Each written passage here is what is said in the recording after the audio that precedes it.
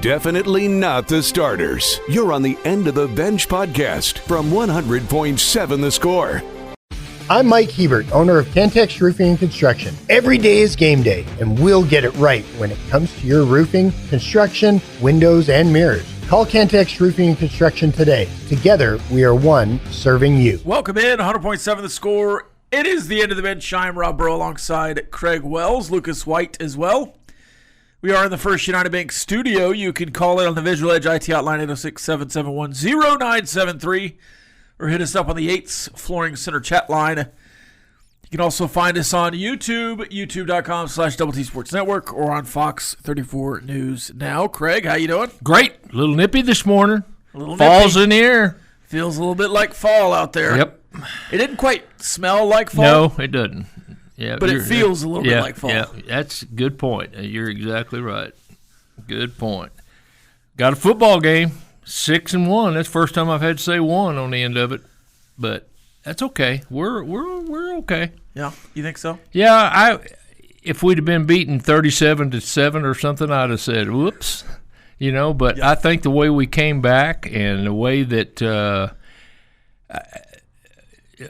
we fought the whole game, we just couldn't get any breaks first three quarters. I mean, we couldn't, and by that I mean we couldn't initiate any breaks. We couldn't get anything going, and and even the ones you initiated, you couldn't finalize. Yeah, 3 or 4 fumbles. Exactly. You had your hands on an interception. I was a little concerned about a couple of 3-and-outs that we had, that the timing of them. We really needed to kind of get something going, but of all the things that surprised me, not disappointed me, not made me mad or anything, but just surprised me that they were able to have a 2-minute offense against our defense as successful as they were. And I mean, we got them to 4th and 2, and then they made a play. I mean, you have to make plays to make something like that work, and they made a play. And then on the pass interference, I don't know about you, but I thought it was pass interference. I thought it was a pretty good call. The very last pass interference? Yeah. Letter of the law, probably. Yeah. I mean, he grabbed his jersey. If you're going to call it in that moment, I'd like to call it on the Hail Mary, too. I would agree with that. Because Reggie Virgil comes up with his shoulder pads showing. Yeah. If that's and I agree, I think it was a pass interference. But if that's a pass interference, so was Reggie Virgil going across the middle and his jersey this far away from his, So I thought there were missed calls both ways. Yep. And fine calls both ways. Obviously, them pulling the flag off the board. Yep. Was frustrating. Yep. And shouldn't have happened. But I haven't seen an up top view yet, but Coach McGuire talked about it in the post game or the press conference yesterday when Jalen Tyson scored, and they said it was a good pick play. They've run it every game, but I didn't see the pick. I didn't ever get to see an angle to where it was. But and they really just showed the end zone view. Yeah. Which you can't really tell anything on the end zone view. Yep. But that Arizona State executes that pick play every week. And every week it's like, how in the world was Jordan Tyson that wide open? It's like, well, I mean, they run it well. Yeah. They execute it well. Yeah. Because if that receiver is turned any more toward the defender he's blocking, then it's a penalty. Yep. But he's looking for the ball, so it's not a penalty. Yeah. And in the last drive, the play when we had them 4th and 2, Levitt breaks out and gets outside a little bit. But even then, we had a defender in front and a defender in back. Not real close, but close. He had to lay that thing just right, and he did. I mean, he made a play. And looking back on it, Rob, if I had to say in August what was going to happen in my mind, I thought we had a chance. If we were going to lose a game, it was going to be Utah or Arizona State. Yep. And so this team's got everything in front of them. I mean, they've cut their margin of error down a little bit, but I still Kansas State was going to be tough in August, and they're still going to be tough. BYU coming here is gonna be tough. I mean, I like our chances in both games, but it's gonna be tough. The one surprise to me so far, Cincinnati. I would have never picked them to be undefeated up to this point. They kind of played the easiest part of their schedule. Yeah, but, undefeated in Big 12 play for sure. Yeah, but good game. It was a good game to watch. I mean, it was a slugfest there for a while. Nobody was doing much of anything. Yeah, and I don't know that I said this enough yesterday. I was impressed with Will Hammond in the fourth quarter to get down to the red zone, 3 straight drives, and then to have an opportunity. That Hail Mary was pretty much perfectly thrown. It wasn't quite a Hail Mary because you're closer than that, but I mean, it's in Caleb Douglas' hands. I've always wondered. I got a well question defended. for you. I'm not a football coach. Me neither. When you run the Hail Mary play, you take as many receivers down there as you can get, okay? And you get your number one guy that can jump in the middle of them, that being Caleb Douglas in this case. But to me, I'd have a guy on both sides and a guy in the middle, because I can't tell you how many times that thing's been batted to where somebody could have caught it. Yeah. Outside the little scrum area, if you have a guy out there or something, that's probably easier said than done. But yeah, to be in that position. Yeah. And it looked like Kelby Valson was kind of that guy. Yeah. I think he just kind of got sucked up into the mass and then nearly got crunched by the goalpost. By the way, nothing from the Big 12 on tortillas. Any of the fans? No, not on the tortillas. On any of the fans doing anything that they were doing, yelling in the players' faces, getting into the players' faces. Nothing on the phones being thrown by Texas Tech coaching staff. Nothing on the weed being smoked on the field after the game. Very blatantly. No, I mean, nothing on any of it. Yeah. And it's legal in Arizona, I guess, but they did on the field after the game with all the players on it? They did. Did they get fined? BYU got fined $50,000 for their crowd rush at the end. Yeah, well, that was just the assumption that they were going to get fined, and so he preemptively paid it. Yeah. But I haven't seen the Big 12 fine BYU. No, I haven't. And I will throw one thing out to people. From what I saw when the goalpost went down, those are made that way. And I think they had people standing out towards the end of them to make sure nobody was in the way and got hurt. I don't like the way they just flopped down. A lot of them, they let them down with ropes and so forth, but somebody could have been hurt with I don't think they paid attention very much to where those things were falling, if they did at all. Yeah, but and something like that, I mean, the Big 12 needs to tell them, hey, you got to get a better way. And somebody could have been hurt bad doing that. But you're right, the crowd rush, the fact that not only did they rush the crowd, they went right straight to our players, our coaches. That's got to be stopped. Got to be stopped.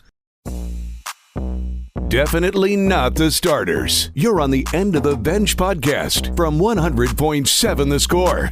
Welcome back. 100.7 The Score. It is the End of the Bench. It's time to check the calendar. Your daily look at what's happening in the world of sports, birthdays, and holidays. Let's check the calendar. It is Back to the Future Day. In 1989, the movie Back to the Future was watched for the first time through the windshield of the infamous DeLorean. For nearly 26 years, fans of the movie would wait for the exact date, October 21st, 2015, to celebrate the only time Doc, Marty, and Jennifer would travel into the future. It's obviously 10 years ago now, but it is Back to the Future Day, October 21st, when they went Back to the Future. So is that the second one? Yeah. Best movie, longest lasting movie, E.T. or Back to the Future? I would say probably Back to the Future is more, but both culturally relevant, I'd say still. It is National Apple Day. You going to do any apple picking this fall? I don't know, but apple pie sure sounds good. How about a National Pumpkin Cheesecake Day? Yeah, I can handle that too. I don't know that I've ever had a pumpkin cheesecake, but I'm intrigued. Yep. There's a place that people frequent to eat that has a variety of cheesecakes. Sure. And maybe a factory of such? Yeah, that's one of them. Okay. It's National Reptile Awareness Day. Be aware of the reptiles. I hope I don't see any. No, I'd just as soon be aware from afar. Any birthdays, Lucas? We have a long list of birthdays. Okay. We're going to start off with Jordan Brooks. All right. It is his 28th birthday today. He also leads the NFL in tackles with 75. So 20 what birthday? 28th. Okay. How many years he been in the league? 4, 5? 6 maybe? Yeah, I was thinking more than that, yeah. He was was he drafted in 2020 or 2019? Not sure. I'm not sure.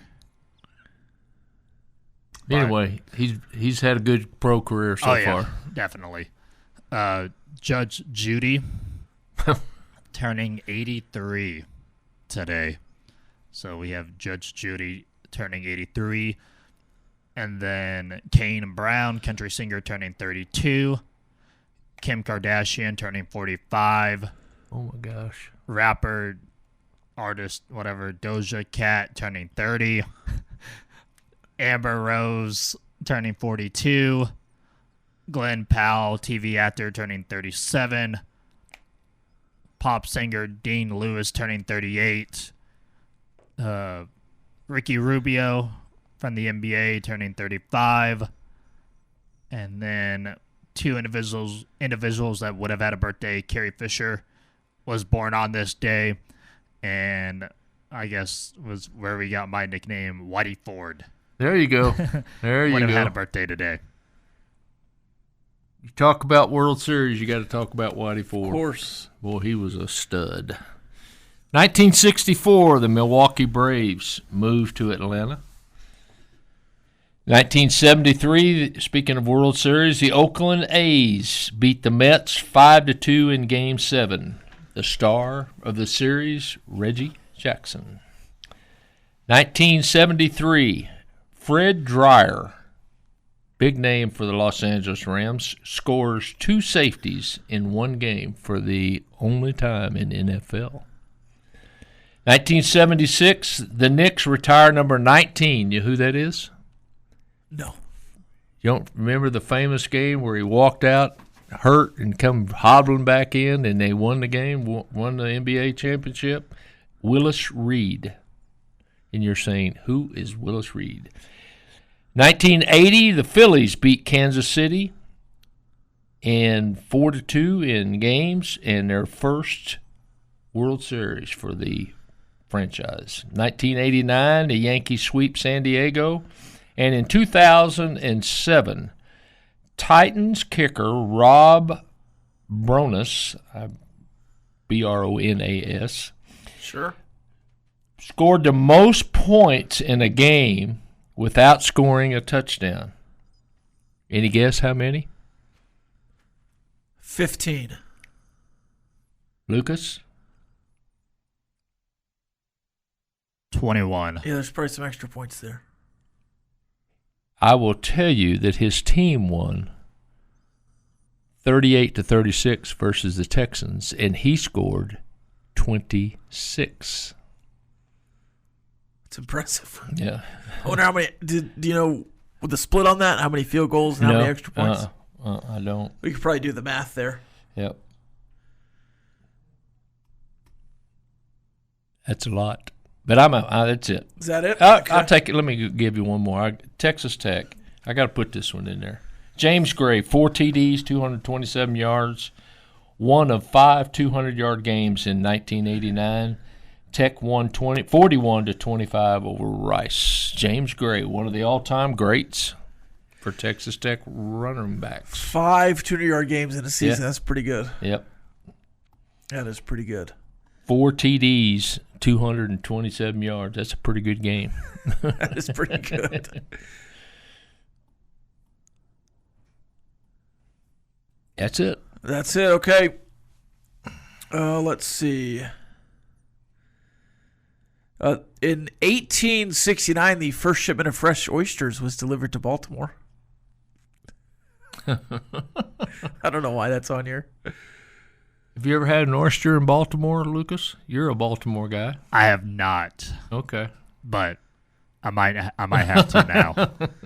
I guess I've had oysters in San Diego, but not Baltimore. Yeah.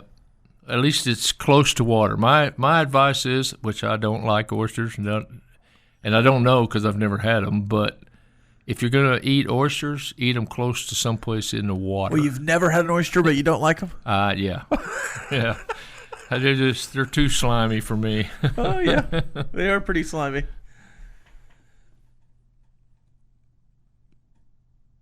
Back to the chat line. This says, I remember Fred Dyer, the actor, Dreyer, the actor, Hunter TV show. Yep. More than him as a football player. That's back when Rams had a really good defense. Resident Aggie also says Fred Dyer was even better as Hunter. This texter says, I love the long pause deciding who would do the math. We all decided not to do the math. We'll figure it out in the break. This texter says, Back to the Future missed the Cubs winning the World Series by 1 year. Yeah, they won it in 16, not 15. Yeah. It's pretty incredible. This texter's T-Money 806. So when does Oklahoma State lose the paddles, which are weapons? Baylor not allowing the students on the field. Houston out of conference for no fans. TCU for being hypocritical. BYU for refusing to play on Sundays. Kansas for lies, and more lies. Iowa State for being too damn cold. And Kansas State for trademark reasons. The one out of that whole thing that I am just curious as to how they have managed to be able to continue to do it is Oklahoma State and the paddles. Yeah. That's a noisemaker. I mean, from every other noisemaker has been eliminated. Right. And they also banned the clickers. Yeah. I mean, to me, you define noisemakers, you put paddle at Oklahoma State. I mean, yeah. It's kind of a picture definition there. I'm dumbfounded as why. And not only is it bad that they let them do it, but it's right there by the opposing team bench. Yeah. I mean, during the game, during the play. Yeah. Bands can't play, but they can paddle all they want. Yeah. Yep. That's one that's mystifying to me. This one says Mississippi State Cowboys. Yeah, those two, but those aren't in the Big 12. Yeah. But certainly those two. Yep. And they don't do those during the play. Yeah, exactly. So, right. Yeah. Yeah. I would think that with shirtless guys and banana guys, now the paddles may have less importance. Maybe. There's also just less people around. Yes, a lot less. All right, we'll continue on after this. Talk about the last time Oklahoma State came to Lubbock and see if you can do what they did to you this go round. More after this. Playing time is not required. This is the End of the Bench podcast from 100.7 The Score. Welcome back. 100.7 The Score. It is the End of the Bench. I do have one more low. That game started too late last night. I liked it earlier in the season, but it's midnight and there's 10 minutes left in the game. I don't like two games. Doubleheader. I don't like two games in one night. Come on. I don't mind the doubleheader. I mean, you got 8 games going on at once in the noon window. You can figure it out, but especially when one of them is bad, you can just flip to the other one. I'm well equipped to watch 2 games at once. We do it all the time in college football and the NFL, but that was just, I was trying to watch the Texans and it was just went too long. Not as young as I once was, I guess. All right, did you have any highs and lows there, Lucas? The Jets are considering benching Justin Fields, going with Tyrod Taylor. Why?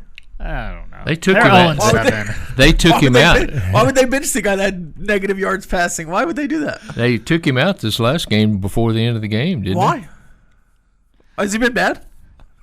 Has he been bad?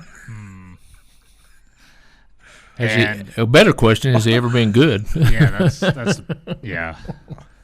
And Albert Pujols is interviewing for the Padres job, but I wouldn't mind him being the manager of the Orioles. I think that'd be kind of cool, but it's going to be a far stretch. You think the Angels are going to let him get away? Yeah, the Angels have no interest in him. Really? No. So that may be why they're dead last. Or not dead last, but sometimes down towards the bottom. Not everybody can be Dak Prescott. MVP this year, Dak or Patrick Mahomes? like who out of those two? I mean, they're the favorites right now. You'd still go with the field? Well, you're a hater, but... I mean, I'm not a Dak hater. I enjoy watching Dak play.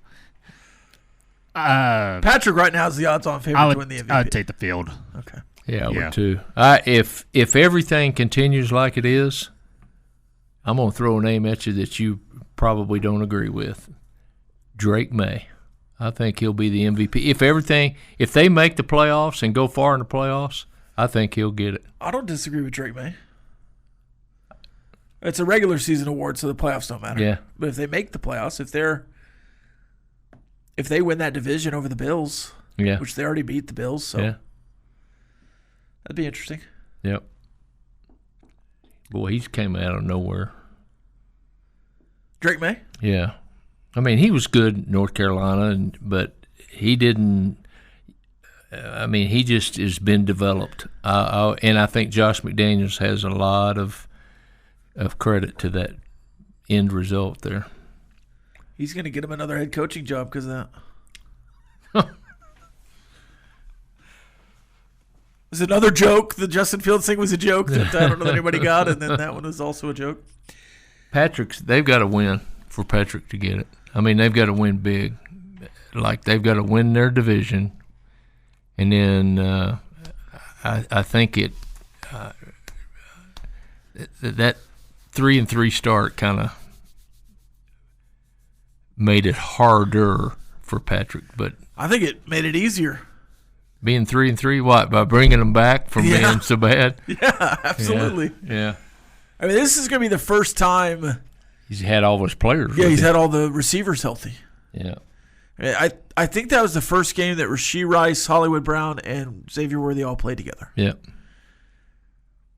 And then I think that Juju Smith-Schuster is taking over the Travis Kelce role in some ways. Yeah.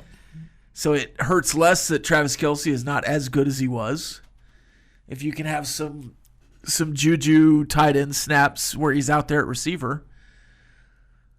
Like, if you don't have to split Travis Kelce out anymore and you can just put Juju in that role and he's just running the choice routes and they've developed some kind of opportunistic vibe that him and Travis Kelce had from that role, and then you can have Travis Kelce just playing in line more to where he's not having to run all over the field. I think that helps Travis Kelce. I think it helps the offense. And I don't know if it's just me or what, but Travis Kelce doesn't seem to be playing in some clutch situations, some third downs, some. He's not going to him as much, for sure. Yeah, and even on the red zone stuff, I don't feel. It seems like to me, one, I know he's not involved as much, but it doesn't even seem like he's on the field as much.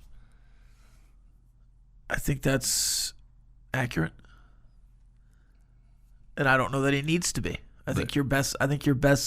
My team's on the field. I think Rashad Rice, as a great coach once said. Yeah, I think Rashad Rice said, "Hey, I'm back.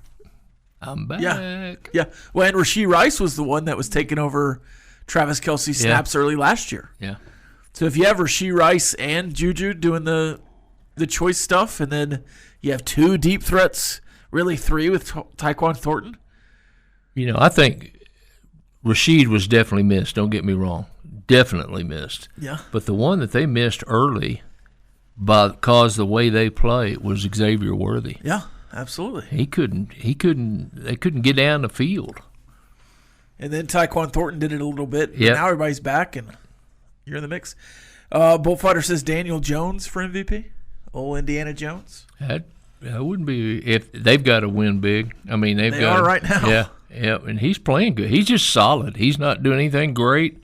It helps when you have Jonathan Taylor in your backfield, but he's playing pretty solid. It's also just MVP voters like to vote for the MVPs. Yeah. And so if you're right. saying Drake May and Indiana Jones and something Justin Herbert and whoever else is out there having a good year, something special's got to happen with them. Yeah. I think Patrick can just be Patrick. Yeah. Yeah. He is special. Yeah. By himself. There was a tweet yesterday. I just saw it again this morning. It was a Jalen Hurts highlight. And this Eagle fan said, only 10 quarterbacks in the world can make this throw. And it's like a 10-yard comeback. It's like, okay, let's calm down a little bit here. I think there's 10 quarterbacks in Lubbock that can make that throw.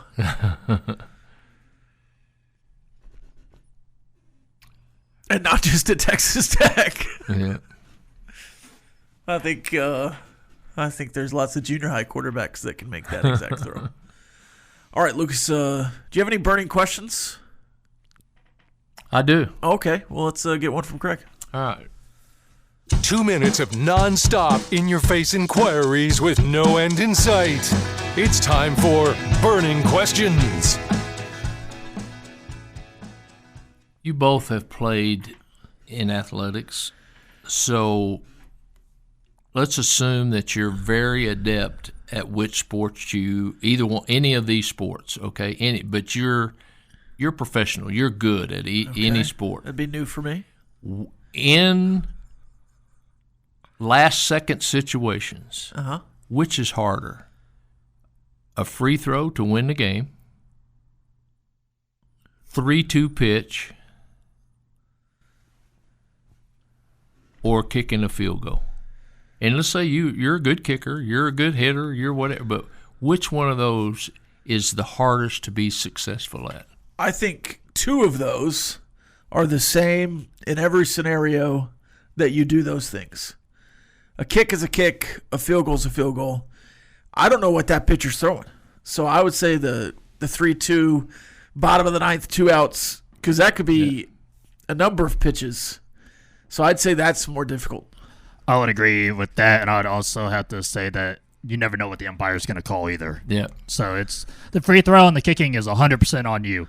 The 3-2 pitch, you have to also rely on the umpire too. And that's what happened last night in the Mariners game. And the guy struck out with the 3-2 pitch, and it was, he threw him strikes on the first 2 strikes he got him, and then he threw him one that almost bounced. But he had to. It dropped 5 foot. And I got another burning question when we get back. All right. Another burning question on the other side. 100.7 The Score. It's the end of the bench.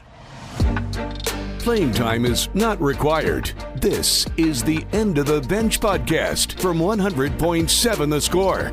Welcome back. 100.7 The Score. It's the end of the bench.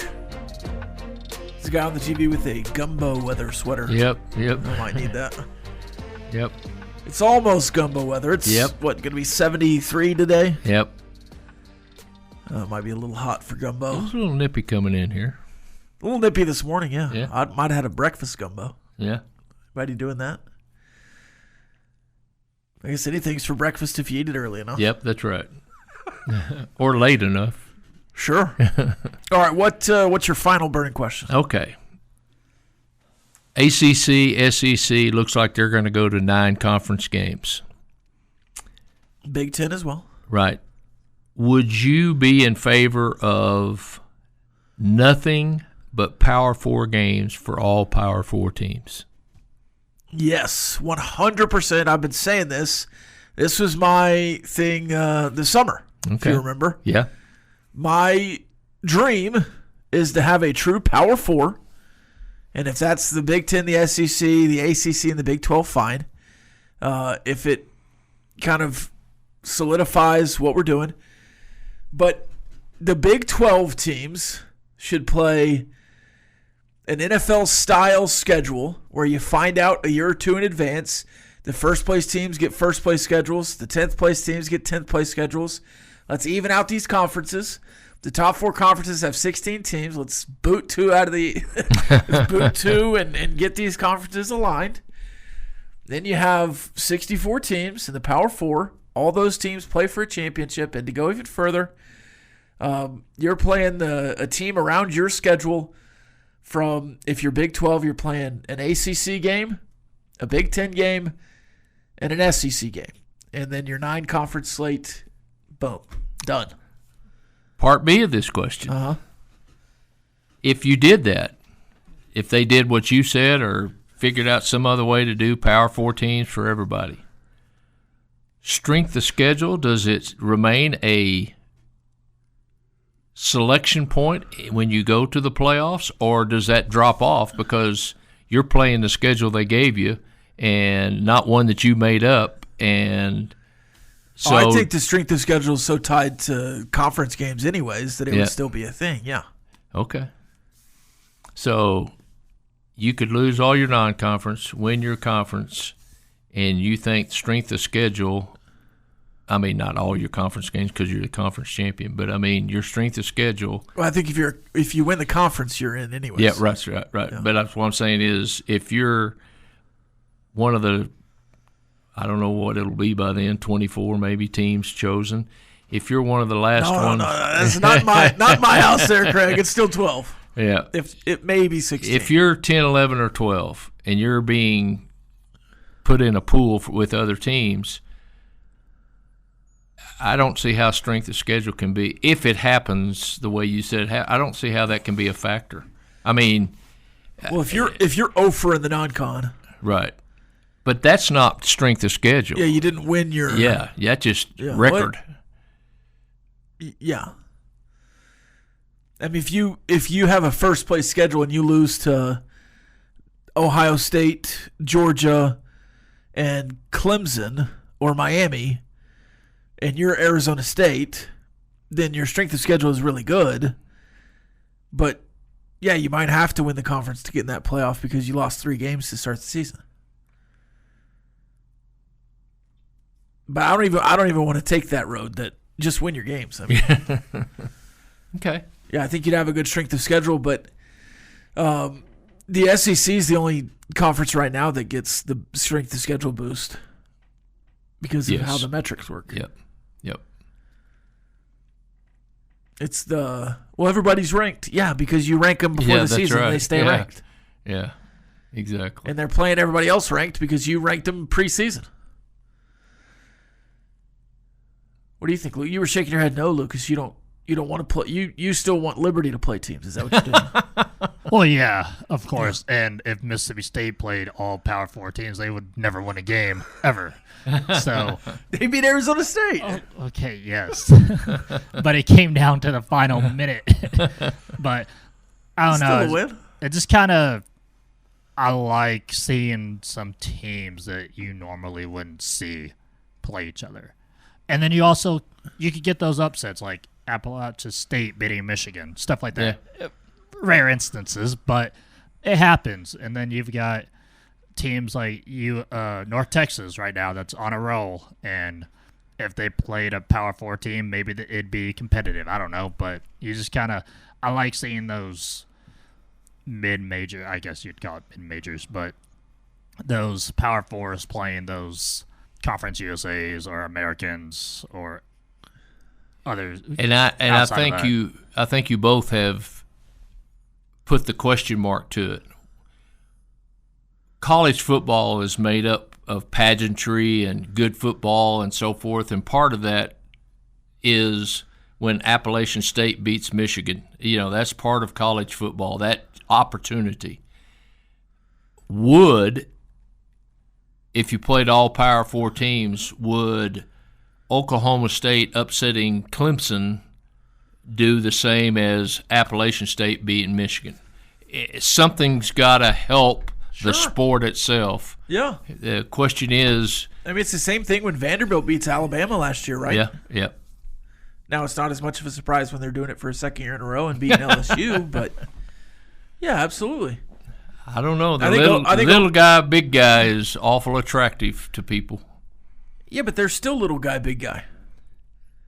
I mean, you don't think Virginia Tech going and knocking off Ohio State in the big house is not attractive to people?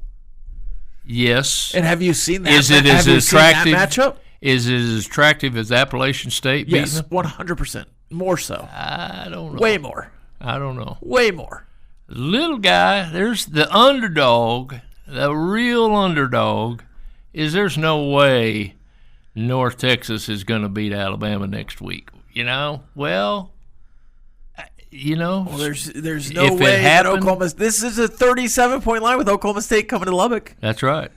That'd be a huge upset. Yeah. Would it be more fun that it was Western Kentucky coming in 37-point favorites? No, Dogs? But it would be more unexpected, I think. If you're a Power 4 team, you can be bad, but you can still have the expectation of beating somebody. So App State's won, 2 Power 4 games? A&M and... Yeah. So the hope that they win 2 out of 20 is more intriguing than getting Alabama and Ohio State or Texas Tech and Notre Dame. You'd rather have App State maybe winning a game every 10 years as opposed to really cool matchups that you never get to see except for the playoffs? I would like those matchups. I don't know that it's not good for the game to have these small school, big school games. Maybe one of them during the year or something. I don't know. Good for what game? College football. Because there's a lot more than the Power 4 conferences. There's of the regional fan to me. Like if I'm sitting there watching TV and somebody tells me University of Tennessee Martin is a touchdown up on Ohio State with 5 minutes to go, guess where I'm going? Yeah, you either need to go 10 steps backwards and go back to real college football. Yeah. Or just accept where we are. Yeah. And just do the Super League right and finish that in a way that it's just the Power 4 is playing the Power 4, and the Power 4 is playing for the championship. I'm not opposed to that. In the NFL, you don't get preseason games with the CFL. It's just the NFL versus the NFL, and those 32 teams play for a championship. But I'm going to quote. So going forward in the Super League, it's just those 64 teams playing for a championship. I'm going to quote an athletic director, and I wish I could tell you which one, on an article I saw yesterday. And I don't necessarily agree with him. But he said, to defend himself from what he was trying to say, college football is not the NFL, nor should we try to be the NFL. I think it's too late. I mean, I agree. I want to go back to regionality, and I want to go back to the Big 8 and the Southwest Conference and the football I grew up with, but we're too far gone. Yeah. I'm just trying to save it to have some semblance of college football. Yeah. And that's the best way I know how. For good football games, Power 4 to Power 4 is the way to go. Playing time is not required. This is the End of the Bench podcast from 100.7 The Score. Welcome back. It is time for Ask The Benchwarmers. Get your questions, comments, concerns in on the 8th Flooring Center chat line. Before we get to those, there is some sorcering on Twitter. Uh-oh. According to sources, is back? According to sources from Trey Wingo, the Dallas Cowboys have made inquiries with the Raiders about a potential trade for Maxx Crosby. Who would you have to give up? Those draft picks you just got for... I don't think you'd have to give up anybody. I think you just go draft picks, straight draft picks. Yeah. I'm a fan of it. It'll get Maxx Crosby out of the AFC West. Absolutely. I'm okay with that for sure. Win-win for us Texas Tech Cowboys fans. It definitely helped the Cowboys. Oh, 100%. Yeah, especially with Definitely, Kenny Clark yeah. that just went down. So, But if you're the Raiders, do you give him up? Yeah. I think if you're the Raiders, you go into rebuild mode. absolutely. Yeah. I mean, you have an 80-year-old head coach, but he can rebuild. Plus, he's the main focal point of the Raiders defense right now. Yeah. So It has been for a long time, but yes, there's an opportunity here. Certainly.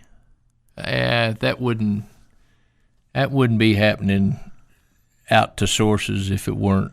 There's a little smoke there. Well, I don't know if Trey Wingo certainly has all the sources he thinks he does, but but there's got to be a little smoke there because sure. I mean, of all the things they need, a world-class rush end. Well, and for 2 weeks, Jerry's been out there saying, "Hey, we've got draft picks now. Yeah. We can make a trade." Oh, wait a minute. They had a rush end at one time, didn't they? Yeah, but I think Maxx Crosby is a more complete football player. Yeah. Yeah. And a better teammate. And he's probably got a contract that's a better contract than what they were going to have to do with. Yeah, because they did it before Micah Parsons' deal got done. Yeah. All right, so it's got a little legs here. I think it's all just based on Trey Wingo's talking about it, but Dallas has 4 first-round picks over the next 2 seasons. Their own first-round picks plus what the Packers gave them. The deadline is on November 4th, so you have a couple of weeks there. I think it makes a lot of sense here. You certainly need something in the defensive side to help you out. You're really bad right now. Yep. And your offense is good enough to win a Super Bowl this year. That's just a fact. And for sure to get you to one. Yeah. But the defense is not even good enough to win regular season games. Yeah.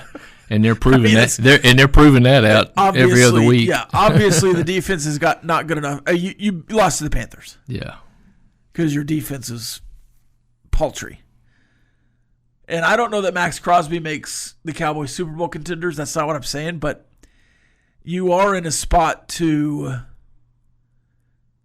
go all in this year if you have the opportunity. Yep. And that's why you traded off Micah Parsons, because it gave you this kind of wiggle room. Now, Maxx Crosby for Micah Parsons seems like a 1-1, like you're trading one guy for one guy. But to me, Maxx Crosby is a better option for a complete defense than Micah Parsons is. And cheaper now at this point. Yep. So if you go get Maxx Crosby and put him on the books, can you re-sign George Pickens? Who knows? But for this year, it makes a lot of sense to me. If that happens.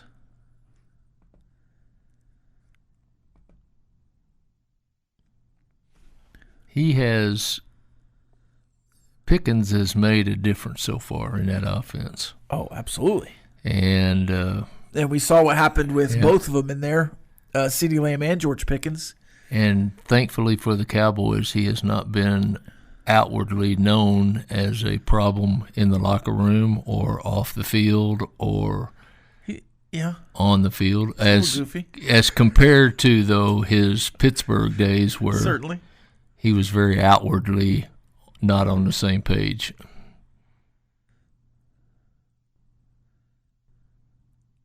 I think that's a good move for the Cowboys.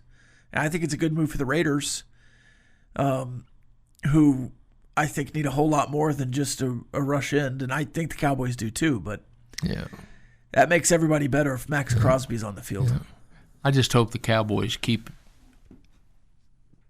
the best of the first-round picks they've got. I don't want to see them go all in on Maxx Crosby's. Kansas City Chiefs fan says, Crosby is a dirty little... Please take him. Yeah. All those Chargers and Chiefs fans are ready for him to go someplace. Broncos fans, yeah, they're very excited for it. Yeah. Very, very excited for it.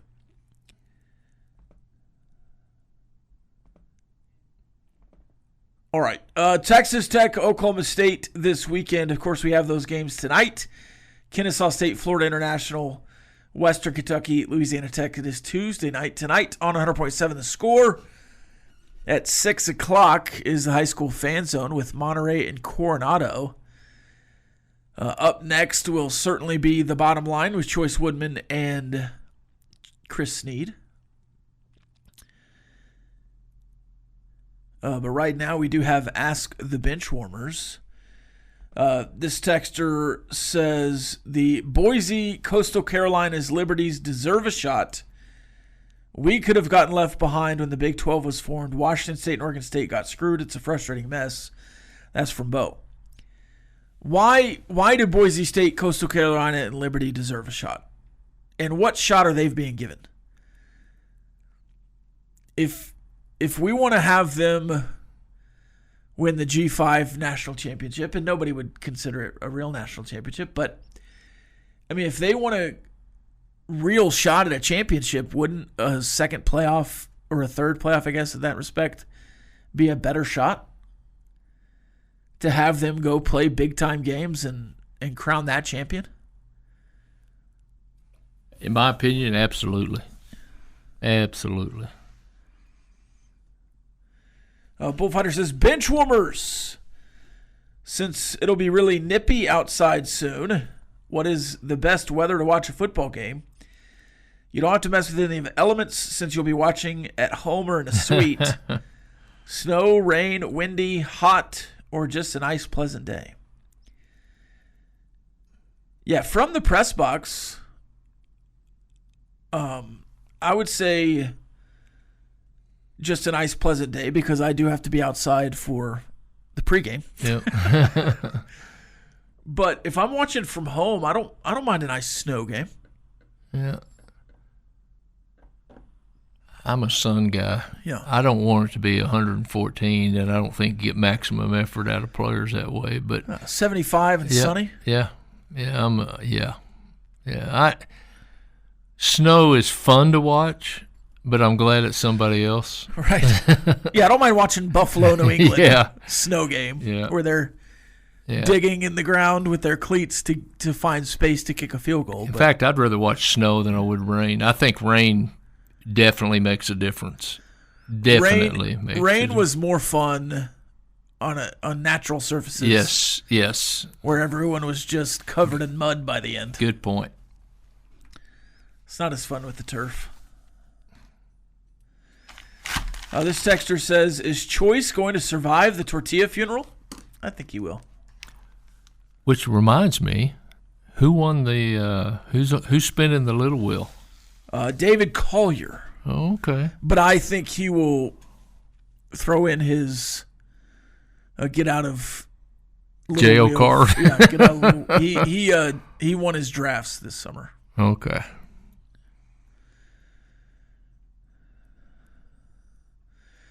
What if the Cowboys can go get both Maxx Crosby and Jordan Brooks? That'd be awesome. God, yeah. Hey, let's just go all in. Trade all the picks. Yep. Trade all the picks for 5 defenders and make it happen. This has been the End of the Bench podcast from 100.7 The Score. Go to 107thescore.com for more from the Double T Sports Network.